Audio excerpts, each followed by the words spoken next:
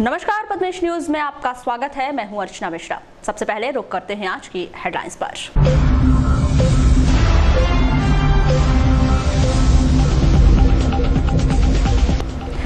28 अगस्त को तमाम private school बंद करने का प्राइवेट स्कूल एसोसिएशन ने किया आह्वान। मांग पूरी न होने पर 5 सितंबर से लगातार स्कूल बंद रखने की दी चेतावनी।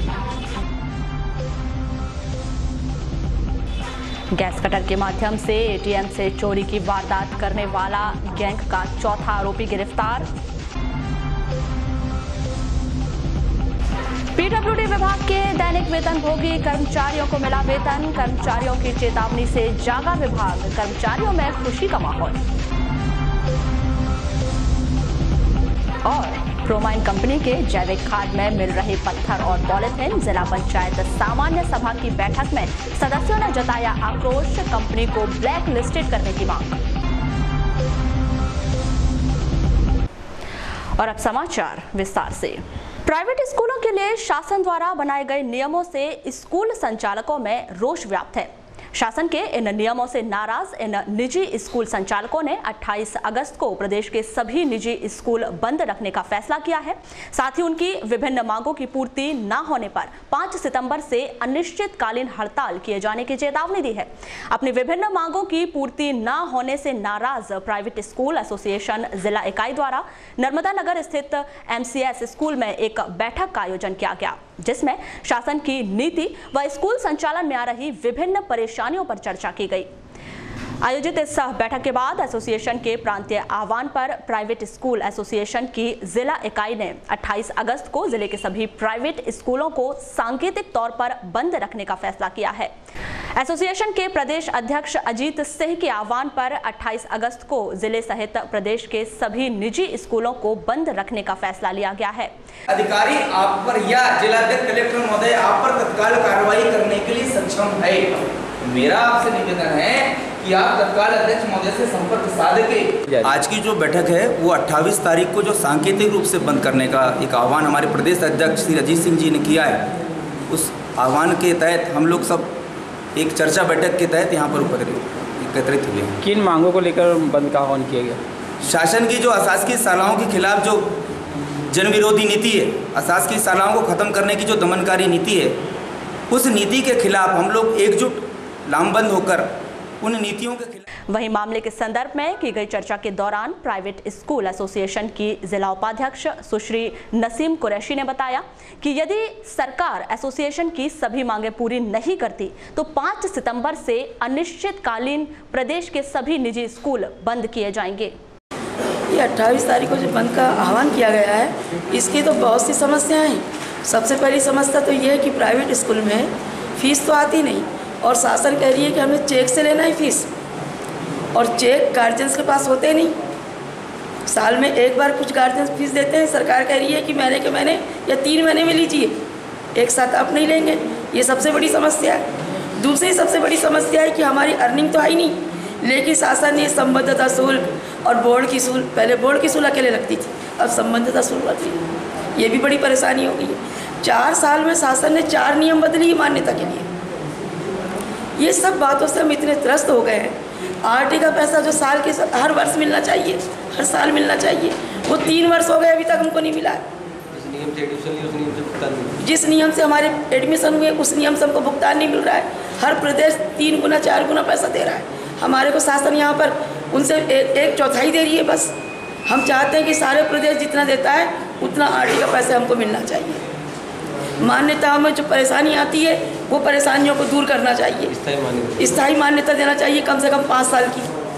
साल के साल मान्यता देते हैं, ऑफिसों में हमको बहुत परेशानी होती है।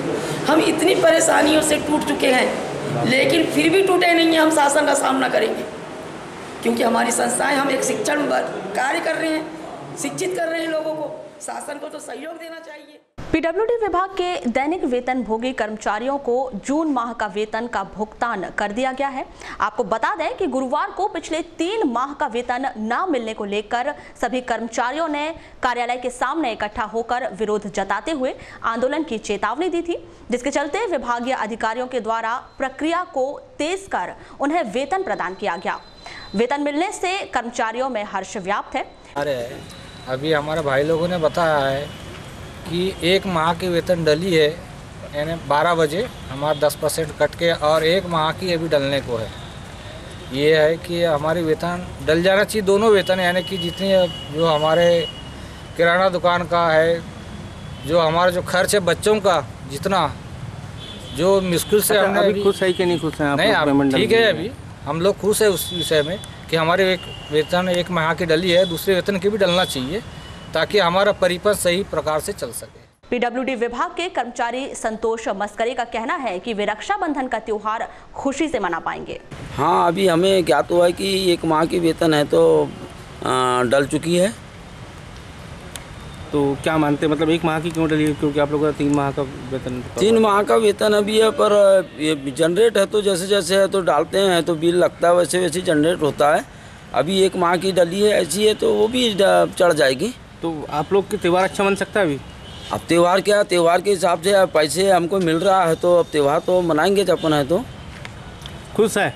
हाँ खुश है, क्योंकि त्यौहार के पहले देखो हमको 3 महीने से बहुत अपन है तो हमारी स्थिति बहुत ही है तो नाजुक तरीके से गुजर रही थी, और आप लोगों का जो हमें भरपूर योगदान मिला, आपने अपना अमूल्य समय निकाल करके और है तो अपना समय दिए, और हमारी है तो जन समस्या में सहमति अपने भागीदारी निभाए, वही आप ही लोगों का है तो फलस्वरूप। और हमारे अधिकारी गणों ने भी है तो हमारी समस्या को देखते हुए, और समस्या त्यौहार को मुख्य तरह से हमारा सामने रक्षाबंधन का त्यौहार आ रहा है, इसको देखते हुए अधिकारी गणों ने भी है तो हम लोगों की वेतन है तो सही समय पे है तो। अच्छा, हर महीने ऐसी होता है कि वेतन? हर महीने देखो कलेक्टर साहब का कहना है कि 5 तारीख को सभी विभाग में वेतन हो जाना चाहिए, पर हमारे विभाग में 5 तारीख के पहले कभी भी वेतन नहीं हुई है। 18, 19, 20, 15। क्या मांग करना चाहते हैं आप? हमारा यही है, जो कलेक्टर महोदय जी ने है तो जो 5 तारीख का दिया है कि वेतन हो जाना चाहिए 5 तारीख तक के, 5 तारीख की डेट में वेतन हो जाना चाहिए हम लोगों को भी। क्या नाम आपका?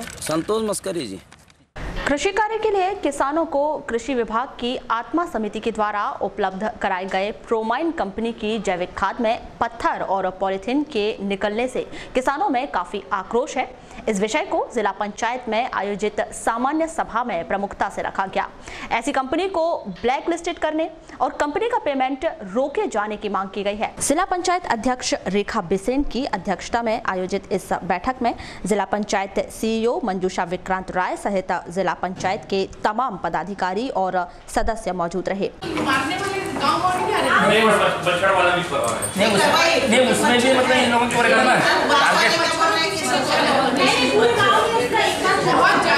बहुत बढ़िया होने तो पहले वही 94 में 98 में कितना डायरिया होता था, पहले कहां मलेरिया निकला है वहां पर मतलब पूरे गांव में ब्लीचिंग पाउडर। अच्छा, पहले वो एलियन आलियन पटना है क्योंकि ना फिर वो लोग बोलते हैं जिनको नहीं मिल पाया, बोले कि हमको नहीं मिल पाया है मच्छरदानी। नहीं, उसकी गांव जो है एपीआई के हिसाब से निर्धारित की। अच्छा, निर्धारित। बैठक में विभिन्न विभागों की जन कल्याणकारी योजनाओं की समीक्षा की गई। आत्मा समिति कृषि विभाग द्वारा किसानों को दिए जाने वाले जैविक खाद के मामले को जिला पंचायत सदस्य दुर्गेश बिसेन ने प्रमुखता के साथ उठाया। आज जिला पंचायत की बैठक में कृषि विभाग की समीक्षा में हमने बात रखी कि हमारे ज़िले में आत्मा समिति के माध्यम से कृषि विभाग द्वारा प्रोमाइन खाद, जैविक खाद किसानों को उपलब्ध कराया गया, और उस खाद में जो हमने जिला पंचायत में बात रखी कि जो प्रोमाइन कंपनी है उसने जो खाद उपलब्ध कराया उसमें पत्थर और कांच, कप के टुकड़े टुकड़े और क्या बोलते हैं आपका झिल्लियाँ, पॉलीथीन, ऐसा पूरा राख टाइप का जो है उपलब्ध कराया गया, और किसानों को हमारे क्षेत्र के समूह के 51 किसानों को वो बोरी उपलब्ध कराई गई। जब उन किसानों ने उसका उपयोग किया तो उसमें इस प्रकार का खराब मटेरियल आया हुआ है, जिसमें जैविक खाद कहीं से नज़र नहीं आता है। हमने ज़िले में मांग की है कि इस जैविक खाद की जो प्रोमाइन कंपनी है इसके पेमेंट को रोका जाए और इसको ब्लैक लिस्टेड किया जाए। वहीं जिला पंचायत सदस्य डॉक्टर विजय खेरे ने कंपनी के सभी जैविक खाद की जांच की मांग की है। सर, आपके जनपद सदस्य जी ने एक मुद्दा उठाया था, हाँ, दुर्गेश बिसेन ने जो जैविक खाद पे जो मुद्दा उठाया है और ये आप उसके सभापति हैं? और मैं उस क्षेत्र का सभापति हूँ। डिप्टी डायरेक्टर को आज निर्देशित किया जाएगा कि जितने भी जैविक खाद बालाघाट जिला में जितने भी ब्लॉकों को वितरण किया गया है उन ब्लॉकों के सभी बोरियों का सैंपल लिया जाए और जिस आत्मा समिति में जिस कंपनी ने जैविक खाद के नाम से पत्थर और पॉलीथीन की जैविक खाद भेजा है उसकी राशि रोका जाए या उसका लाइसेंस रद्द किया जाए। ये कहाँ से जैविक खाद आ रही है और इसमें भी आप लोगों ने क्या क्या पाया है इसमें जैविक खाद जो आज जिला पंचायत में गर्दा वालों ने बनाया है या क्या लोकल में बालाघाट जिले में बन रही है? हाँ, बाहर बन रही है? इंदौर में बनी है। ये तो इंदौर में बनी है, इंदौर की कंपनी है प्रोमाइन। तो क्या लगता है ये आत्मा समिति का काम ही ऐसा है या आत्मा समिति हमेशा? नहीं, आत्मा कमेटी की तो सभी योजनाओं की जांच होना चाहिए सभी। क्यों, क्या लगता है उसमें कि भ्रष्टाचार कर रहे हैं आत्मा समिति वाले? आत्मा समिति में जब उसमें पत्थर पॉलीथीन निकल रहा है तो भ्रष्टाचार तो है। तो क्या मांग करते हो आप आत्मा समिति की जो गतिविधियां हैं या क्रियाकलाप है? नहीं, इसके जितने जैविक खेती के संबंध में जितने भी हमारे पास खाद बीज आ रहा है इनका एक बार सैंपल का जांच होना चाहिए। तो क्या संदिग्ध है इनकी गतिविधियां? हाँ, संदिग्ध है। वहीं जनपद अध्यक्ष पूरन लाल ठाकरे ने ग्राम चांगोटोला में स्थित नवीन अस्पताल में डॉक्टरों की व्यवस्था की मांग की। चिकित्सक न होने की बात रखी थी सामने पे। जिला पंचायत में समीक्षा के दौरान जब स्वास्थ्य विभाग की समीक्षा चल रही थी और हमारे बीच में हमारे सीएमओ डॉक्टर मनोज पांडे जी उपस्थित थे, तो हमने हमारे सुदूर अंचल में ग्राम चांगोटोला में 10 बिस्तर का हॉस्पिटल जो अभी नवीन बना है और इसके पहले से भी हमारे चांगोटोला में डॉक्टरों की मतलब कमी है, डॉक्टर आज तक हुए नहीं। तो हमने बोला कि कम से कम एक आध डॉक्टर हमको दें। तो उन्होंने ये कहा कि हमारे पास मात्र 13 डॉक्टर हैं, तो हम डॉक्टर कहाँ से दें। तो ऐसी स्थिति में डॉक्टर साखिया को 2 दिन के लिए उन्होंने चांगोटोला के लिए बैठने के लिए कहा है। तो अच्छा, कब से परेशान हो रहे थे आप लोग? हम लोग लगभग आज के 25 साल पहले से परेशान हैं। अभी मांग पूरी हुई कि नहीं हुई? नहीं, मांग पूरी क्या, 2 दिन की वैकल्पिक व्यवस्था बन रही है कि 2 दिन का मतलब मात्र डॉक्टर साखिया को 2 दिन चांगोटोला बैठेगा, तो बीमारी कोई 2 दिन उसी दिन जान करके तो आएगी नहीं। आपके क्षेत्र में चांगोटोला क्षेत्र में शासन का लाभ बिल्कुल भी नहीं मिल रहा है? शासन का लाभ मिल रहा है, पर जो मिलना चाहिए पब्लिक जनहित तक के जो मिलना चाहिए वो इसलिए नहीं मिल पा रहा है कि डॉक्टरों की कमी, स्वास्थ्य लाभ नहीं मिल पा रहा है। वहाँ तो ऐसा प्राइवेट डॉक्टर अगर हैं जो झोला छाप डॉक्टर हैं उनके भरोसे वहाँ जिंदे हैं और नहीं तो लोग बहुत ज़्यादा मरते हैं।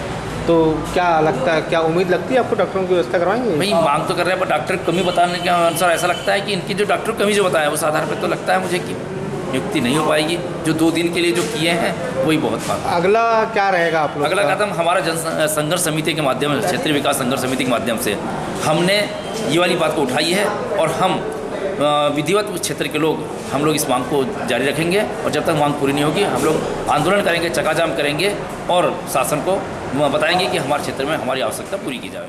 जिला पंचायत सदस्य दीपमाला मोहारे ने समनापुर स्कूल में गणित के शिक्षक न होने पर आपत्ति जाहिर की। आपने एक मामला उठाया था सदन में, समनापुर का एक टीचर है जो 2014 से यहाँ पे पदस्थ है, डहरवाल जी। क्या है मामला मैडम पूरा ही?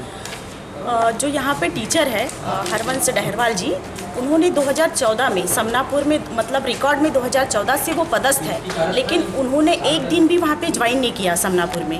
ये मतलब 2 साल पहले से मेरे सामने ये बात आई और मतलब इस पर भिड़ के कार्रवाई कर रहे हैं, लेकिन सीओ मैडम जो है इस बात को बिल्कुल गहराई से नहीं ले रही हैं। यहाँ तक कि वहाँ पे मतलब वो डहरवाल जी जो है मैथ्स के टीचर है और 2014 से वहाँ पे मैथ्स के कोई भी टीचर नहीं है।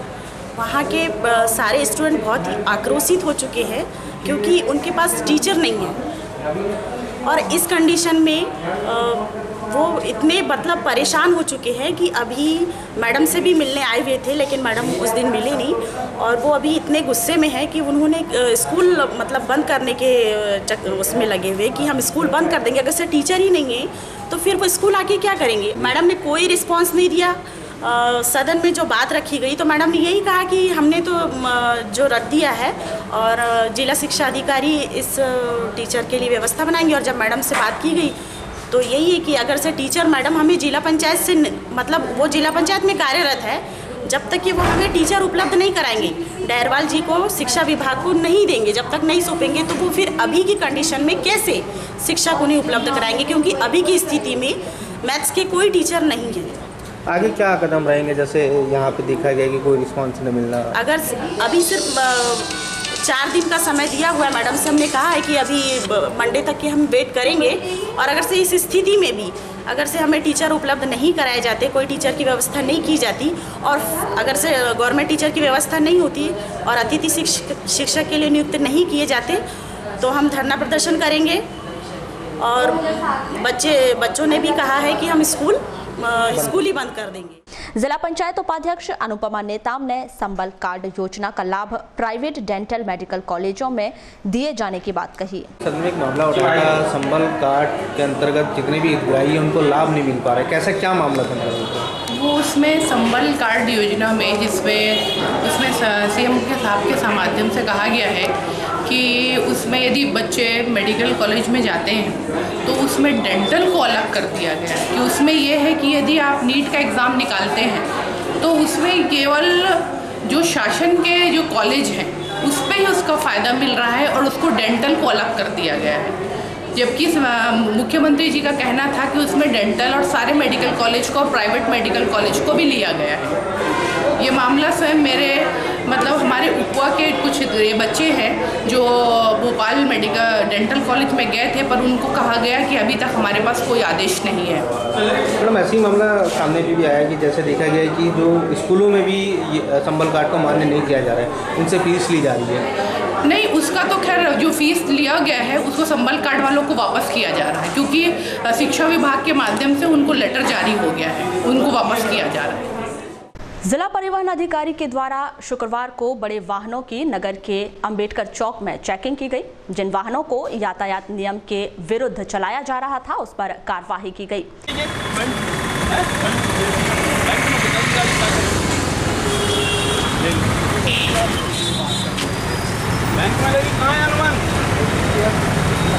बैंक में लगी है, गाड़ी का अनुबंध कहाँ है?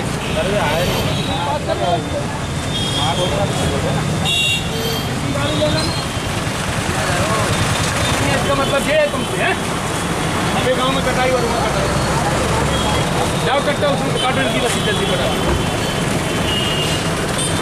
आगे दूल्हा बन के कहाँ तुम्हारी ड्रेस। जिला पंचायत सदस्य के वाहन की नेम प्लेट को हटाकर समझाइश देकर वाहन को छोड़ा गया। इसको भी आप नहीं रखेंगे, इसको भी जो है आप नहीं लगाएंगे, अब यहाँ नहीं अंदर रखेंगे। नाम बोलो जल्दी, गाड़ी नंबर बोलो फटाफट। आज अम्बेडकर चौक में कार्रवाई की जा रही है, कैसी क्या कार्रवाई है? इसमें जो है जो गाड़ियाँ हुडल लगा के निकल रही हैं तथा बैनर लगे हुए हैं उनको हटाने की कार्रवाई। सर ये आदेश कहाँ से आया या? माननीय निर्वाचन आयोग की तरफ से परिवहन आयुक्त महोदय के द्वारा आदेश किया गया। सर क्या मकसद को लेकर के आदेश करवाया गया? ये निर्वाचन को ध्यान में रखते हुए निर्वाचन आयोग की गाइडलाइन के तहत राष्ट्रीय अंधत्व नियंत्रण कार्यक्रम के तहत जिले के सभी शासकीय स्कूलों के बच्चों की नेत्र जांच की जा रही है और आवश्यकता के अनुसार उन बच्चों को नंबर वाले चश्मों का निःशुल्क वितरण किया जा रहा है। इसी क्रम में शुक्रवार को जिला अस्पताल में MLB स्कूल के करीब 80 बच्चों का नेत्र परीक्षण किया गया, जिन्हें जल्द ही मध्य प्रदेश शासन द्वारा निःशुल्क चश्मों का वितरण किया जाएगा। प्राप्त जानकारी के मुताबिक राष्ट्रीय अंधत्व नियंत्रण कार्यक्रम पूरे जिले में सितंबर माह तक चलाया जाएगा।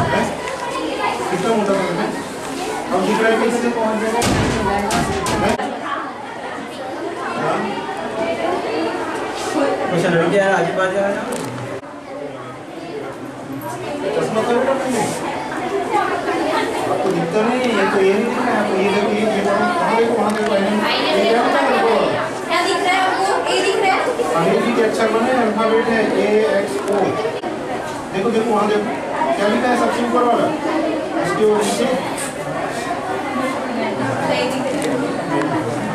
कार्यक्रम के संदर्भ में की गई चर्चा के दौरान नेत्र सहायक डी बोपचे ने बताया कि पूर्व में MLB के सभी बच्चों के नेत्र का परीक्षण किया गया था, जिसमें 80 बच्चों के नेत्रों में दोष पाया गया था। नेत्र दोष वाले सभी बच्चों की आंखों की जांच की जा रही है। ये राष्ट्रीय अंधत्व नियंत्रण कार्यक्रम के तहत प्रतिवर्ष स्कूली बच्चों का नेत्र परीक्षण किया जाता है। इसी के तहत आज MLB संकुल के बच्चों का नेत्र परीक्षण है। बच्चे यहाँ पे आए हुए हैं, उसी के तहत ये बच्चों का परीक्षण चल रहा है। परीक्षण के दौरान जो बच्चे दृष्टि दोष के पाए जाएंगे उनको चश्मे का नंबर निर्धारित करेंगे और उनको चश्मा उपलब्ध कराएंगे। लगभग कितने बच्चों का परीक्षण तो सारे MLB स्कूल के जितने भी संकुल के बच्चे हैं उन्हीं का परीक्षण हुआ है, लगभग 80 बच्चे यहाँ आए हैं जिनको दृष्टि दोष पाया गया है और परीक्षण स्कूल में हो चुका है। लगभग सभी बच्चों का हुआ है। जो बच्चे दृष्टि दोष के हैं वही बच्चे यहाँ पे आए हैं। उनका यहाँ परीक्षण कर रहे हैं। चश्मे की जांच करने के उपरांत उनको चश्मे उपलब्ध कराए। वहीं कार्यक्रम को लेकर की गई चर्चा के दौरान डॉक्टर DK वर्मा ने बताया कि शासन द्वारा प्रति वर्ष राष्ट्रीय अंधत्व नियंत्रण कार्यक्रम चलाया जाता है, जिसके तहत शासकीय स्कूली बच्चों के नेत्र का परीक्षण कर उन्हें आवश्यकता अनुसार नंबर वाले चश्मों का वितरण किया जाता है। राष्ट्रीय अंधत्व निवारण कार्यक्रम के तहत पूरे स्कूल के बच्चों का स्वास्थ्य परीक्षण किया जाना है। उसमें खास करके आँख का चेक किया जाना है। यदि किसी को चश्मा लगता है, उसके यानी आँख में यदि कमजोरी है, दूर दृष्टि या निकट दृष्टि, तो उसको आँख का परीक्षण करके उसका नंबर निकाला जाएगा कि कितने नंबर के चश्मे लगेंगे और उसको मध्य प्रदेश सरकार के द्वारा मतलब फ्री में चश्मा अदा किया जाएगा। अभी किन स्कूल के बच्चों का प्रशिक्षण हो रहा है? ये स्कूली बच्चों का परीक्षण पूरे क्रमशः जुलाई से लेकर सितंबर तक पूरे जिले के मतलब पूरा कवरेज देना है। जैसे यानी कि बालाघाट है, तो बालाघाट के जो शहरी एरिया में जो स्कूल है, उन सभी स्कूलों का अभी मतलब धीरे धीरे मतलब कि हर रोज एक स्कूल बुलाते हैं जब भी यह है, और वहाँ के बच्चों को स्वास्थ्य परीक्षण कर रहे हैं। ये पूरे क्रम चलेगा। पूर्व से लंबित अपनी 5 सूत्रीय मांगें पूरी किए जाने की मांग को लेकर शुक्रवार को मध्य प्रदेश पटवारी संघ की जिला इकाई ने कलेक्ट्रेट कार्यालय में एक ज्ञापन सौंपा है, जिसमें उन्होंने प्रदेश के गृह मंत्री भूपेंद्र सिंह के उस बयान पर आक्रोश जताया है, जिसमें गृह मंत्री ने अपने जिले में दिए गए एक बयान में पटवारियों और ग्राम सेवकों की कार्य प्रणाली पर सवाल उठाए थे। कलेक्टर के माध्यम से मुख्य सचिव राजस्व विभाग के नाम सौंपे गए इस ज्ञापन में पटवारी संघ ने 7 दिनों के भीतर उनकी सभी 5 सूत्रीय मांगें पूरी किए जाने की गुहार लगाई है। साथ ही मांग पूरी न होने पर 1 सितंबर से अनिश्चितकालीन हड़ताल किए जाने की चेतावनी दी है। पिछले मई जून में भी हमने एक अभियान चलाया था कि यानी पटवारियों को 2400 का ग्रेड पे दिया जाए, पटवारी को तकनीकी घोषित किया जाए, महिला पटवारी का ट्रांसफ़र किया जाए, पटवारी को सीधी पदोन्नति दी जाए, और 5वीं मांग जो हमारी थी वेब GIS जो सॉफ्टवेयर मध्य प्रदेश में लागू है उसका सरलीकरण किया जाए तथा संसाधन उपलब्ध किया जाए।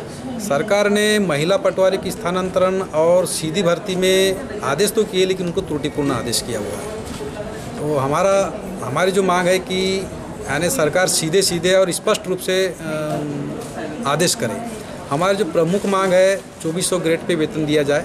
सरकार ने उसके संबंध में ये बोला था कि प्रवर समिति सचिव के स्तर की समिति बनाई जाएगी और 2 महीने के अंदर में आपकी वेतनमान की मांगों का निराकरण किया जाएगा। चूँकि उक्त बैठक जो हमारे प्रांतीय नेतृत्व के साथ में 4 जून को हुई थी, उसके बाद में 2-2.5 महीने से भी ज़्यादा गुजर चुके हैं और सरकार ने हमारे वेतनमान संबंधी मुख्य मांग पर कोई भी निर्णय नहीं किया है। ऐसी परिस्थिति में हम लोग आंदोलन के लिए बाध्य हुए हैं।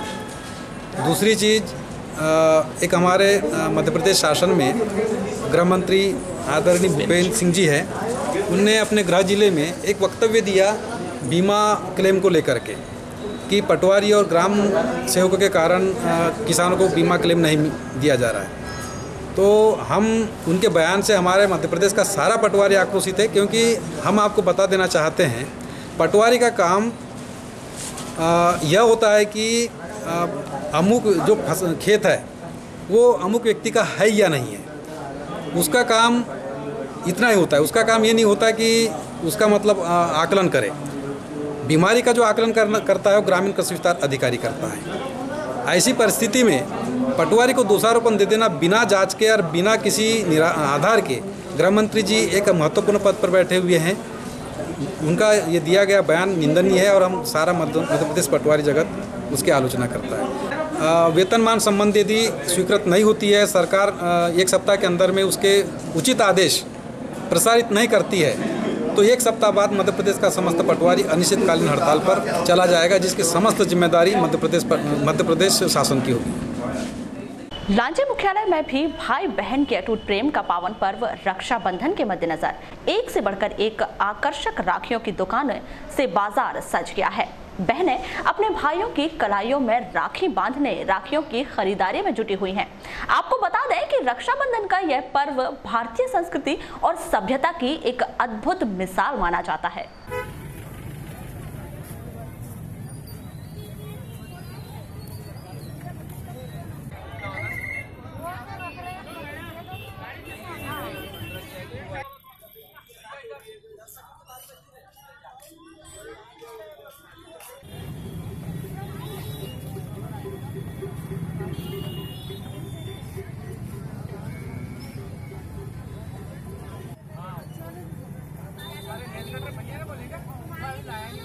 रक्षाबंधन का त्योहार कब है?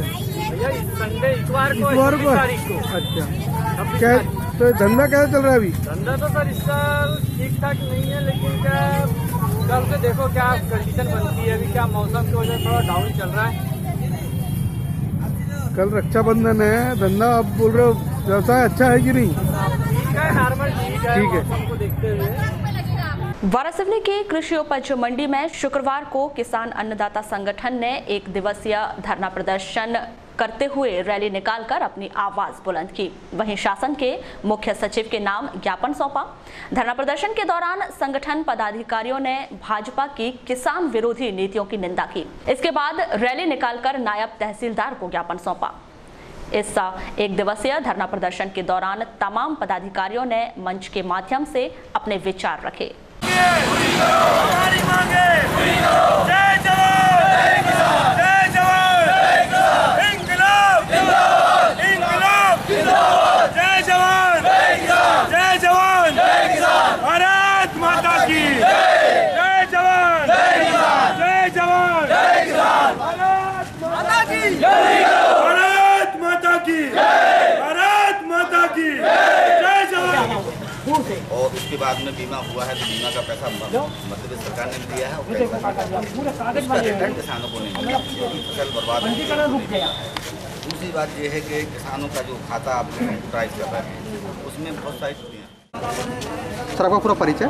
मुरली मनोहर श्रीवास्तव, अन्नदाता किसान संघ का केंद्रीय अध्यक्ष हूँ।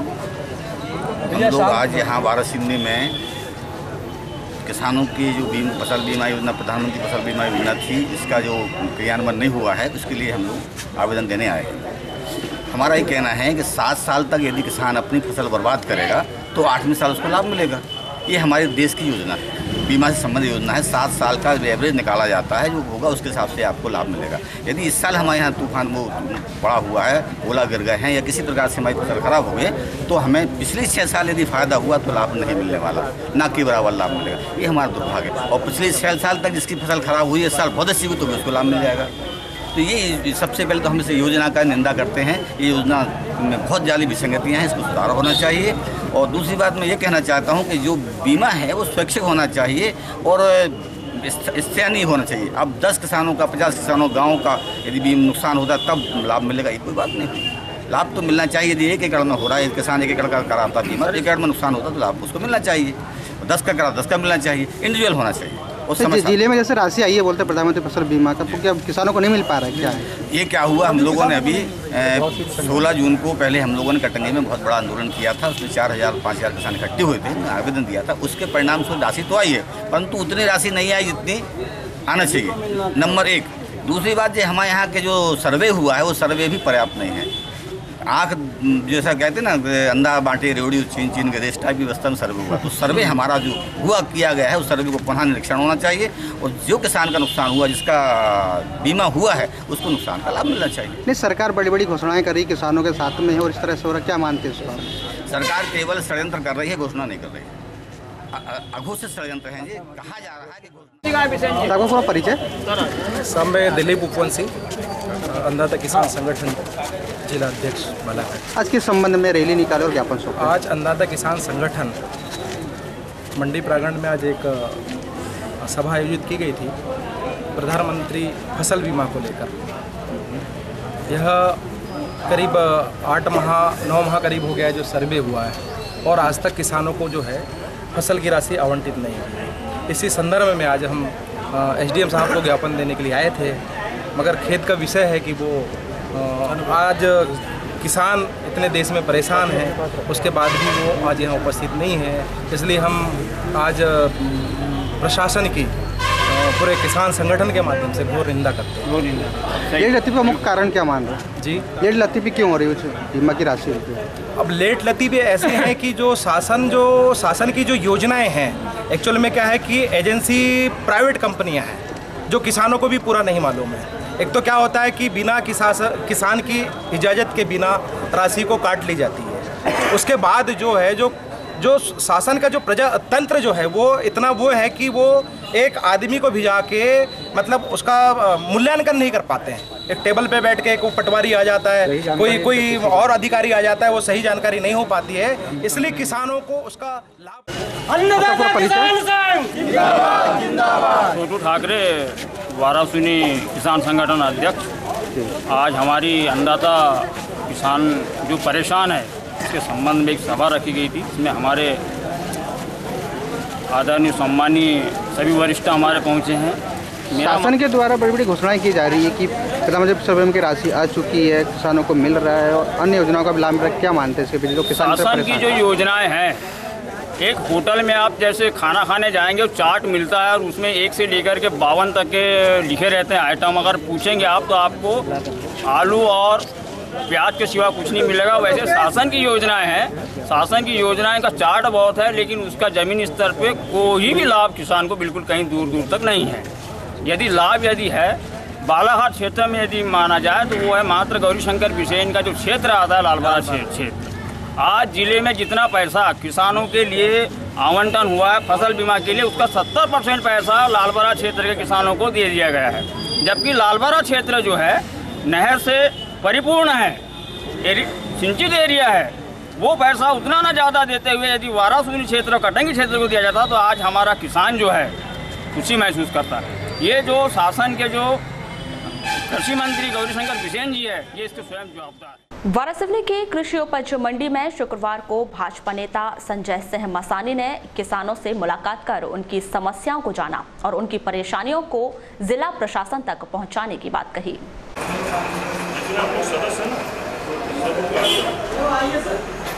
सदस्य ने किसान अटल जी वाला चलते रहा, किसानों की जो भी गतिविधियाँ होती है इस पर डालना पड़ता है। बिजली वाला पिपरिया कीरा पांडी वांडी इधर के एकोड़ी वेकोड़ी बारह के जहाँ के भी किसान हैं उनकी बात उठाऊंगा। मैं बालाघाट की थोड़ी उठाऊंगा, मैं जहाँ काम कर रहा हूँ उठाऊंगा। ये कुछ किसानों ने फसल बीमा में जो कई गाँव में ज्ञापन देने जा रहे थे कि कई गाँव में फसलों का बीमा का राशि नहीं प्राप्त हुई है, जिसमें आरंबा, कणरगा, कटंगी, नौनसा, चिचोली, मोहाड़ी, भानपुर, अतरी, हेटी, घोटी, गुनई, चुटिया, भेंडारा, सिवनघाट, फुटारा, लौनी, सेलुटपार, बेनी, सतोना, चीजगांव, साकड़ी और नवेगांव, बिटोड़ी, कोथुरना, पिपरिया, पिंडकेपर, खापा, चिचोली, इन गांवों में फसल बीमा की राशि पूर्ण तरह प्राप्त नहीं हुई है, क्योंकि कई जगह तो पूरा का पूरा सूखा हुआ है, जिसकी वजह से वहाँ पे बीमा कंपनियों ने राशि नहीं दिया। उन्होंने कई जगह 10% राशि दी है। कई लोगों का भाई 66 हज़ार रुपये का प्रीमियम बीमा था, उनकी राशि पहले उनके अकाउंट से कट गई, लेकिन उनको प्राप्त नहीं हो पाई। जब उनकी फसलें पूरी तबाह हो गई, पूरी साफ हो गई, उनके घर में खाने के लिए अन्न नहीं है, उनके बच्चों की फीस भरने के लिए पैसे नहीं है, उनको इलाज कराने के लिए पैसे नहीं है, अब वो किसान जाए तो जाए कहाँ। ऐसी समस्या लेके जब कुछ किसान इकट्ठा हुए, मेरे पास कार्यालय में भी आए, तब उन्होंने कहा कि भाई ज्ञापन देने जाना है। तो फिर मैं भी आया, क्योंकि ये समस्या एक व्यक्ति की नहीं है, सारे किसानों की है। आज किसान है तो ये देश है, अगर किसान नहीं होते तो ये देश के नेता भी कहाँ से होते? क्या प्रधानमंत्री होते क्या राष्ट्रपति होते क्या मुख्यमंत्री होते क्या ये एमएलए विधायक सांसद होते क्या? आज ये सब कुछ है तो ये किसानों के परिश्रम और मेहनत से उगाए गए अनाज के बलबूते पे है, क्योंकि वो खाकर ही वो जीवित है और आज इतने बड़े नेता बने हैं। तो मेरा यही कहना है, उनके परिश्रम, उनकी मेहनत की कमाई अगर प्राकृतिक आपदा में नष्ट हो गई है तो वो किसी न किसी रूप में उनकी जब बीमा राशि काटी गई है तो उनको वो राहत राशि मिलनी चाहिए। मैं माना कि अभी प्रदेश की सरकार ने 56 करोड़ रुपए दिया है, लेकिन वो राशि बटी है, लेकिन हमारे यहाँ जो किसानों को नहीं मिली। मैं तो अपने यहाँ की बात करूँगा भाई, खैलांजी और वाराणसी की बात करूँगा, क्योंकि प्रदेश में बहुत बड़ा प्रदेश है, 51 जिले हैं, कई जगह जहाँ जाकर नेतृत्व लोग कर रहे हैं वो अपनी अपनी बात रखें, हम तो जहाँ काम कर रहे हैं वहाँ की बात रखेंगे। अरे ग्राम डोंगरिया, ये जो प्रधानमंत्री फसल बीमा की जो राशि मिल रही, तो ये राशि मिल रही कि नहीं मिली, कैसा क्या है? मिली है, कुछ किसानों को मिली है, जैसे कहने चाहिए 200 लोगों 200 लोग किसान हैं, तो समझ लो वहाँ कहने चाहिए 5 से 7 लोग वो मिली है, और प्रीमियम से कम मिली है। प्रीमियम कितना काटे हैं? प्रीमियम अगर 1200 कटाए तो उस लोगों को कहना चाहिए 250-150 रुपये तक के मिले हैं, 500 मिले हैं, किसी को 2000 मिले, किसी को 1500 मिले। मतलब कहने चाहिए गांव में आपदा जब आई है तो गांव के सभी लोगों पर यानी खेती पर आई है, लेकिन कुछ किसानों को ही मिला है, बाकी किसानों को मिला ही नहीं है। तो क्या मानते हैं, सरकार बोलती कि हम किसानों के साथ में, और इस मापदंड में बीमा कंपनी पैसा दे रही है, यही समझ में नहीं आ रहा है। तो किसानों का नुकसान ही इसमें तो नुकसान नहीं है। नहीं, सरकार घोषणाएं करती कि हम किसानों के साथ में खड़े हैं, और नहीं, किसानों के साथ में सरकार खड़ी नहीं है। किसान परेशान है आज भी? किसान परेशान है आज। क्या होना चाहिए आपको? इसको समान तौर से कहना चाहिए, बीमा अकाल पड़ा है, फसल चौपट हुई है, बीमारियां लगी है, कीट का भी पैसा समान तरीके से नहीं मिला है, खेती के हिसाब से पैसा मिलना चाहिए था, वो नहीं मिला है। कितना मिलना चाहिए था प्रीमियम आपके हिसाब से? प्रीमियम बीमा अपदान जैसे मान के चलिए कहने चाहिए कि 50,000 है, उसका कम से कम में ज़्यादा नहीं तो 25,000 के आसपास हो। नगर के पास स्थित ग्राम पंचायत कोसमी के वार्ड क्रमांक 4 में 7 वर्षों से बंद पड़े एक मकान में एक मवेशी मृत पाया गया, जिसकी सूचना ग्राम पंचायत कोसमी के सरपंच और ग्रामीण वासियों ने ग्रामीण पुलिस को दी। वहीं पुलिस द्वारा आवश्यक कार्यवाही की गई। इस संदर्भ में सरपंच गगन नकपुरी के द्वारा आवश्यक जानकारी दी गई।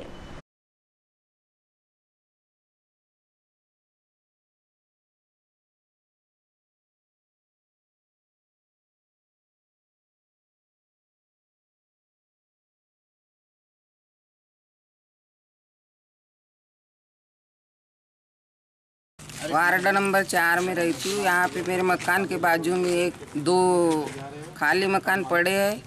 वहाँ पे हर 8 दिन में 4 दिन में सूअर मरते रहती है, तो वो नगर पालिका वालों को बुला करके मैं उसको फेंकवाती हूँ। पर्सनली मैं व्यक्तिगत तरीके से उसका खर्चा वहन करती हूँ, कोई ध्यान देता नहीं। किसका मकान है ये मकान किसका है हमको नहीं मालूम। कितने सालों से खाली पड़ा हुआ है मकान? 6-7 साल हो गया।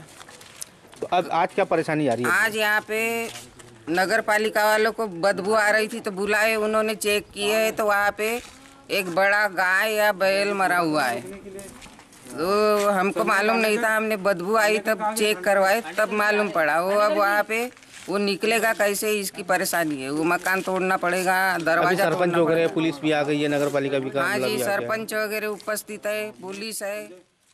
ये वार्ड नंबर 3 पड़ता है और वार्ड नंबर 4 भी यहीं पर पड़ता है, लगभग आजू बाजू हैं। तो एक यहाँ पर मकान आप जो देख रहे हैं, इस मकान में एक बड़ा सांड जो है वो लगभग 3 से 4 दिन हो गए यहाँ में मृत पड़ा हुआ है। चूँकि दरवाज़ा बंद था, ताला लगा हुआ था, हम सोच रहे थे कि आजू बाजू कहीं सूअर मरा है तो बदबू आ रही थी।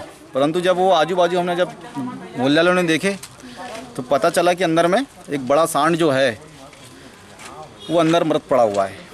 तब उसको हमने कल देखा और कल शाम हो गई थी, इसलिए आज हम सभी नगर पालिका के माध्यम से, सहयोग से और सभी वार्डवासियों के सहयोग से आज जो सांड है, मृत सांड है, उसको निकालने का प्रयास कर रहे हैं। परंतु समस्या ये भी है कि मकान में कोई रहता नहीं है, लगभग अज्ञात आदमी है, उससे दूरभाष पर चर्चा हो रही, लेकिन वो आ नहीं रहा है। परंतु हो सकता है कोई गंभीर उसमें सांड में कीड़े पड़ने लगे हैं, जानवर भी पड़ने लगे उसमें, तो कभी भी कोई मतलब ऐसी कई सारी बीमारी फैल सकती है। इस कारण से हमने ग्रामीण थाना को सूचना किया है। ग्रामीण थाना से कर्मचारी आए हुए हैं, डोंगरे जी, उनके द्वारा पंचनामा तैयार भी किया जा रहा है। और उसके बाद जो है जबकि वो सांड निकल नहीं पा रहा है, तो अब वो मकान तोड़ना पड़ेगा या गेट भी तोड़ना पड़ेगा, जैसे भी वो सांड। यहाँ से वार्ड नंबर 4 से सरपंच महोदय द्वारा और ग्राम के मोहल्ले वालों से श्रीमान थाना प्रभारी महोदय को अवगत कराया गया था, सूचना दी गई थी कि खाली सुने मकान में से बदबू आ रही है, जिसकी तस्दीक वास्ते श्रीमान थाना प्रभारी महोदय के आदेश से तस्दीक वास्ते यहाँ पे आया हूँ। और सरपंच महोदय के उपस्थिति में ताले लगे हुए थे गेट में और दरवाजे में, पंचनामा तैयार करके ताले तुड़वाया गया। तो अंदर देखा गया तो एक मृत अवस्था में बैल है पड़ा हुआ है, जिसको अभी निकालने की व्यवस्था की जा रही है। कर्मचारी बुलवाया गया है नगर पालिका से। भाई बहन के पवित्र रिश्ते का प्रतीक रक्षाबंधन पर्व 26 अगस्त को पूरे क्षेत्र में धूमधाम से मनाया जाएगा। इस पर्व को लेकर बहनों के द्वारा भाइयों के लिए बाजारों से आवश्यक सामग्रियों की खरीदारी की जा रही है। लालबर्रा के प्रमुख बाजारों में रौनक नजर आने लगी है। बस स्टैंड क्षेत्र में स्थित राखी दुकानों में ग्राहकों की भारी भीड़ नजर आई। 8 वर्षों से बस स्टैंड में दुकान लगाकर व्यवसाय कर रहे दुकानदार संकेत अवधिया ने इस त्योहार के विषय में क्या कहा, आइए जानते हैं। वहीं इस त्योहार को लेकर बसों में यात्रियों की भीड़ भी बढ़ने लगी है।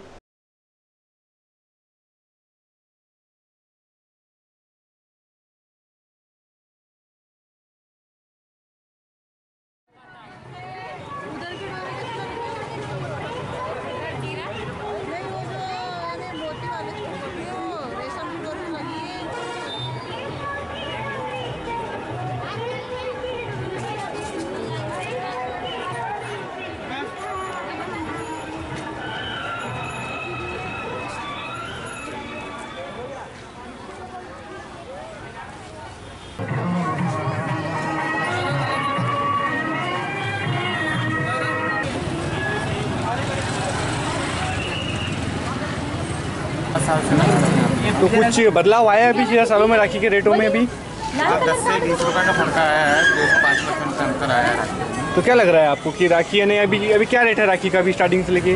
अभी स्टार्टिंग वो 3 रुपये से 200-250 रुपये तक की राखी है सबकी। अभी कैसा चल रहा है? अभी आज से उठाव चालू हुए, चालू हुई है। कब की राखी? 26 अगस्त। तो आना स्टार्ट हो गए कस्टमर लोग? क्या बोल रहे हैं, कस्टमर लोग आना स्टार्ट हो गए क्या? कस्टमर लोग आना अभी किस वैरायटी की राखी ज़्यादा पसंद की जा रही है? अपने यहाँ सबसे ज़्यादा अभी स्टोन आइटम चल रहे हैं और राखियाँ ज़्यादा चल रही हैं। नगर के सिंधी मोहल्ला स्थित प्रेम प्रकाश आश्रम में 16 जुलाई से आयोजित झूलेलाल चालीसा का समापन किया गया। वहीं रैली निकालकर ज्योति कलश का विसर्जन किया गया।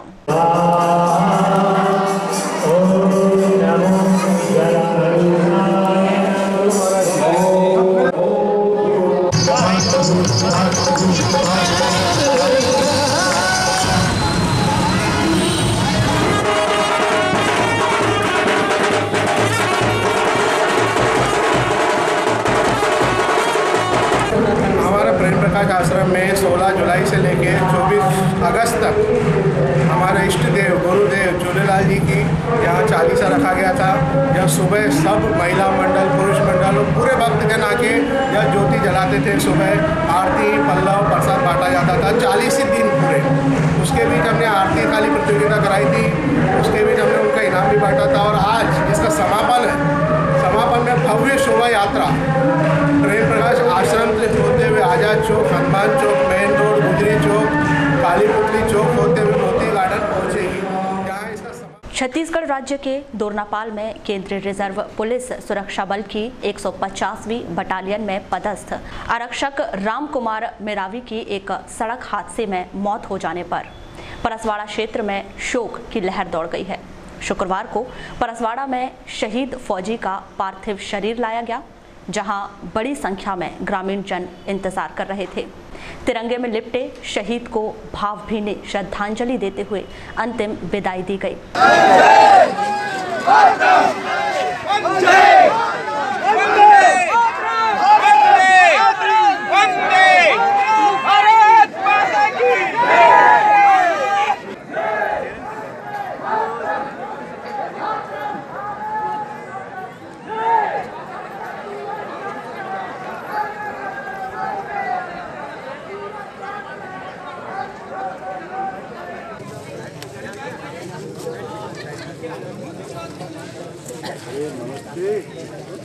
वहीं पुलिस की सशस्त्र टुकड़ी ने हवा में गोली दागकर राजकीय सम्मान की रस्म अदायगी की। सलामी में आएगा। सलामी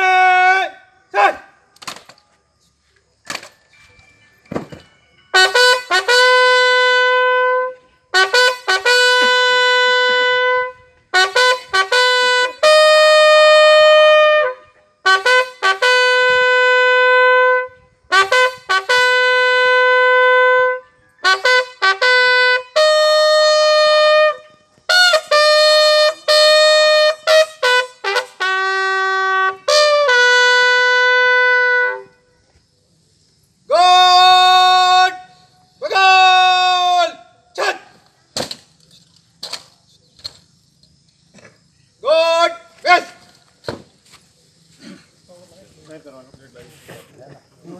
रुको रुको,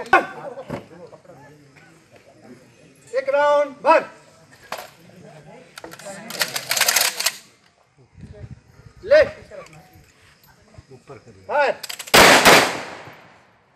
फिर भर, ले भर, फिर भर, ले भर। क्या नाम है आपका? पूछ लो ना। ये जो शहीद हुए हैं अभी राम कुमार मेरावी जी, कौन लगते हैं आपके? ये मेरे पति हैं जी। कैसे हुआ ये हादसा? आपको उसके पहले फ़ोन पे बात हुई थी आपकी कोई? हाँ, इनसे मेरी बात हुई थी 9:30 बजे मंगलवार को। जी। इन्हें बोले कि मैं वहाँ कैंप से 3 बजे, यानी उनको छुट्टी मिल चुकी है। तो मैं उतनी क्या बोलते हैं 9:30 बजे जब बात हुई तो उन्हें बोले कि मेरे को 3 बजे 3:30 बजे वहाँ से छुट्टी मिल चुकी है। तो फिर क्या बोलते हैं वो बोल रहे थे कि मैं रायपुर में हूँ। रायपुर में हूँ तो मैंने बोली कि इतनी जल्दी क्यों आओगे आप? रायपुर में हो तो वहीं गेस्ट हाउस में रुक जाओ। तो उन्होंने बोले कि नहीं, मैं 12 बजे तक ही पहुँच जाऊँगा, खाना बना के रखना ताकि हम दोनों साथ में खा सके। ऐसा करके और मुझसे बात फिर नहीं हो पाई। फिर मुझे 11:30 बजे कॉल आया किसी का। मैंने किया। जी जी जी, कॉल किए थे तो कॉल कट गया कि आप राम कुमार की मिसेज बोल रही हो क्या? तो मैंने बोली कि मैं राम कुमार की मिसेज बोल रही हूँ। और उतनी बात हुई। उसके बाद किसने बताया आपको सबसे पहले? मुझे हमारे घर में बाजू वाले भैया लोग हैं, उनने बताया सुबह कि क्या बोलते हैं उनका एक्सीडेंट हो गया। ये नहीं बता रहे हैं कि उनका देहांत हो गया, बस इतना बता रहे कि एक्सीडेंट हो गया। चूँकि अब वो शहीद हो चुके हैं, इसके बाद आप क्या शासन प्रशासन से मंशा है आपकी? मेरी यही मंशा है कि मैं अपने परिवार को अच्छे से चला सकूं और कुछ सहायता मांग सकूं ताकि मैं अपनी मेरी बच्ची को छोड़ के गए हैं वो, तो मैं कुछ मेरे लिए सरकार कुछ ना कुछ सुविधा करे ताकि मैं अपने बच्चे परिवार को चला सकूं। कितने बच्चे हैं आपके? मेरी एक ही बच्ची है। और परिवार में कितने लोग हैं आप लोग? परिवार में मेरी देवरानी ने देवर है और एक माँ है और उनकी एक बच्ची है। उनकी शादी हो गई देवर देवरानी की? हाँ, उनकी शादी हो गई। जैसा कि हमारे परसवाड़ा विधानसभा क्षेत्र के हमारे एक जवान सीआरपीएफ में कार्यरत थे जिनका नाम था राम कुमार मरावी, जिनका देहांत 21 तारीख को असामयिक नौकरी के दौरान उनकी मृत्यु हुई।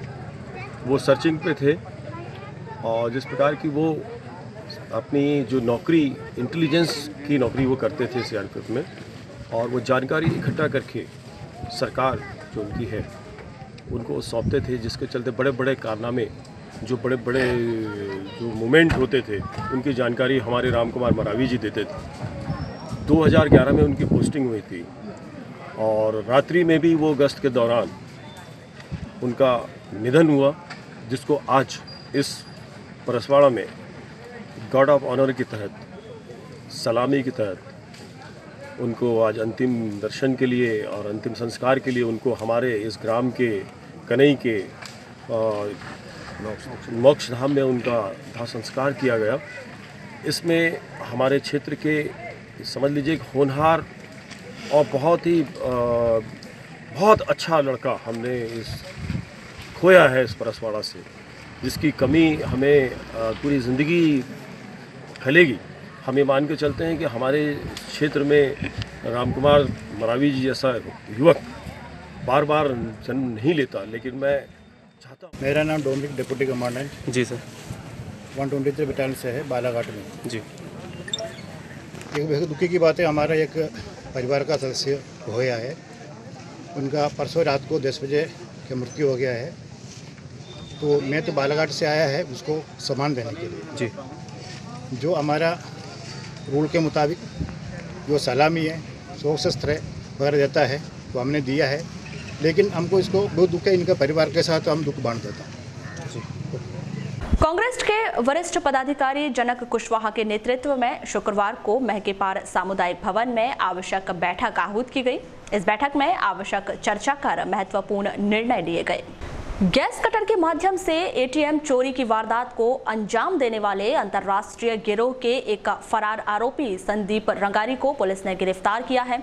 आपको बता दें कि 7 जुलाई को थाना तिरौड़ी अंतर्गत ग्राम बोनकट्टा स्थित बैंक ऑफ महाराष्ट्र के एटीएम से लगभग 10 लाख रुपए की अज्ञात चोरों के द्वारा गैस कटर के माध्यम से चोरी की गई थी। इस दौरान पुलिस ने वाहन भी जब्त किया है। शेष आरोपी पहले ही पुलिस द्वारा गिरफ्तार किए जा चुके हैं।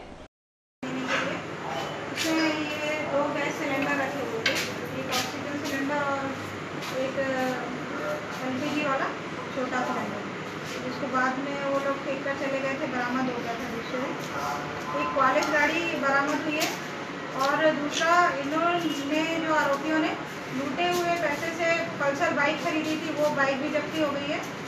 और जो लोग यूज़ करते हैं गाड़ी और तो घटना को अंजाम देने के लिए वो पल्सर मोटरसाइकिल एक और उनसे जब्ती की गई। नगद राशि कितनी जब्त की गई? 6 लाख रुपए कैश में बरामद किया गया है इनसे टोटल अभी तक। और जो टोटल अगर हम मिलाते हैं पूरा कैश प्लस और इनकी जो संपत्ति से सामान खरीदा वो पूरा अगर हम टोटल करेंगे तो लगभग 9 लाख रुपए इनसे रिकवरी पुलिस के द्वारा की गई। वारासिवनी थाना में शुक्रवार को भाजपाइयों ने कांग्रेस नेता विनोद मिश्रा के खिलाफ ज्ञापन सौंपकर न्यायोचित कार्यवाही की मांग की है। यह ज्ञापन क्षेत्रीय विधायक डॉक्टर योगेंद्र निर्मल के नेतृत्व में सौंपा गया, जिसमें फेसबुक पर कांग्रेस नेता विनोद मिश्रा द्वारा देश के पूर्व व वर्तमान प्रधानमंत्री पर की गई अशोभनीय टिप्पणी किए जाने पर कानूनी कार्यवाही किए जाने की मांग की गई है। अटल जी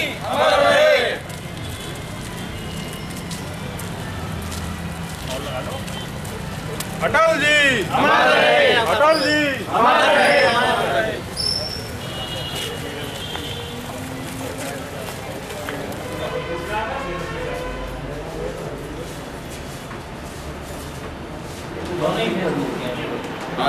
अलग अलग पोस्ट है भाई, अलग पोस्ट हमारा पोस्ट है, एक पोस्ट ये भी है। हाँ लीगल नॉन वेरिएबल है। अगर कार्रवाई नहीं की तो मतलब ये लगातार सोशल मीडिया पे यही चलता रहेगा। वार्ड नंबर 7 निवासी विनोद मिश्रा के द्वारा जो है फेसबुक पे कोई आपत्तिजनक पोस्ट डाली गई है और वो पूर्व प्रधानमंत्री श्री अटल बिहारी वाजपेयी जी और वर्तमान प्रधानमंत्री श्री नरेंद्र मोदी जी के संबंध में है और उसको लेकर उनके द्वारा आपत्ति व्यक्त की गई और उस संबंध में उनके द्वारा आवेदन और पोस्ट की कॉपी दी गई है। आपको पोस्ट से संबंधित कुछ दस्तावेज भी उन्होंने पेश किए हैं? पोस्ट की जो है वो फोटोकॉपी दी है प्रिंट आउट निकाल के और उनके द्वारा जो आवेदन दिया गया है उस पर जो है जो भी होगा लीगल एक्शन लिया जाए। क्या क्या कार्रवाई होगी सर उसमें? जो भी उस पर यदि कोई आपत्तिजनक चीज़ पाई जाती है और उससे संबंधित जो भी है वो कॉग्निजेबल है, नॉन कॉग्निजेबल है, इस संबंध में जो किस विधिक राय लेकर वो अपना कार्रवाई की जाएगी, लीगल एक्शन। विधायक डॉक्टर योगेंद्र निर्मल ने बताया कि विनोद मिश्रा के द्वारा एक पोस्ट डाली गई है जिसमें अटल जी और मोदी जी के खिलाफ अशोभनीय टिप्पणियां की गई हैं। आज क्या हुआ, एक कोई मिश्रा है और वो एक पोस्ट डाले हैं कि जो उन्होंने मोदी जी के खिलाफ लिखा है, अटल जी की अस्थियों के खिलाफ लिखा है और वो ऐसे शब्दों का उपयोग किया है वास्तव में जिन शब्दों का उपयोग नहीं करना चाहिए। और स्वतंत्रता की अभिव्यक्ति है, लेकिन स्वतंत्रता की अभिव्यक्ति का ये नहीं है कि आप उसका दुरुपयोग करो। जिस तरीके के लैंग्वेज का उपयोग किया है, क्या उनका कद इतना है मोदी जी के बराबर कि वो मोदी जी के बारे में टिप्पणी करें? क्या उनका कद वो है जो वो अटल जी के बराबर का? और आप सबको पता है कि जब इंदिरा जी और नेहरू जी मरे तो उनकी अस्थियों की भस्म जो है खेतों में डाली गई थी। हाँ, नहीं डाली गई थी क्या? तब ऐसी कोई अभिव्यक्ति विपक्ष ने या हम लोगों ने या हमारी पार्टी ने या कोई विपक्षी पार्टी ने किया था क्या? नहीं किया। लेकिन ये जो अभी हम देख रहे हैं, ये कुछ तत्व ऐसे हो गए हैं जो ज़रूरत से ज़्यादा बोल रहे हैं तो इसका हम विरोध करते हैं। और अभी हमने टीआई साहब को कहा है कि इन पे लीगल तौर पर, नियमों के आधार पर, और नियमों के आधार पे नहीं तो मानवीय आधार पर इनको कहीं ना कहीं कंट्रोल करना चाहिए, इन पे कड़ी कार्रवाई की जानी चाहिए, ताकि ये सबके लिए नियम। हम राहुल गांधी के बारे में कोई बात पोस्ट करें वो ठीक नहीं है, गरिमा के खिलाफ है। एक तो हम स्वयं भी विधायक हैं, यहाँ हम राजनीति में आए हैं, तो हमको क्या बोलना है और कब बोलना है उसके लिए स्थान है, हम वहाँ बोलें, उस बात को रखें। पर ऐसा विरोध करना इस तरीके का गंदे तरीके से वो ठीक नहीं है और इनको माफ़ नहीं किया जाना चाहिए, ऐसा हमारा। शुक्रवार को ग्राम पंचायत भरवेली के वार्ड क्रमांक 8 स्थित सामुदायिक भवन में पूर्व प्रधानमंत्री स्वर्गीय अटल बिहारी वाजपेयी की शोक सभा का आयोजन किया गया। भरवेली उप सरपंच मोबिन खान द्वारा आयोजित इस कार्यक्रम के तहत पूर्व प्रधानमंत्री स्वर्गीय अटल बिहारी वाजपेयी के छायाचित्र पर माल्यार्पण कर 2 मिनट का मौन धारण किया गया। साथ ही उनकी जीवनी पर प्रकाश डालते हुए उनके कार्यों से प्रेरणा लेने और उनके बताए हुए मार्ग पर चलने का संकल्प लिया गया। सामुदायिक भवन में आयोजित इस कार्यक्रम को संबोधित करते हुए कार्यक्रम के मुख्य अतिथि परसवाड़ा क्षेत्र के पूर्व विधायक राम किशोर कावरे ने स्वर्गीय अटल बिहारी वाजपेयी के कार्यों की सराहना करते हुए उनकी जीवनी से शिक्षा लेने की बात कही। बुलेटिन के अंत में एक बार फिर नजर आते हैं आज की हेडलाइंस पर।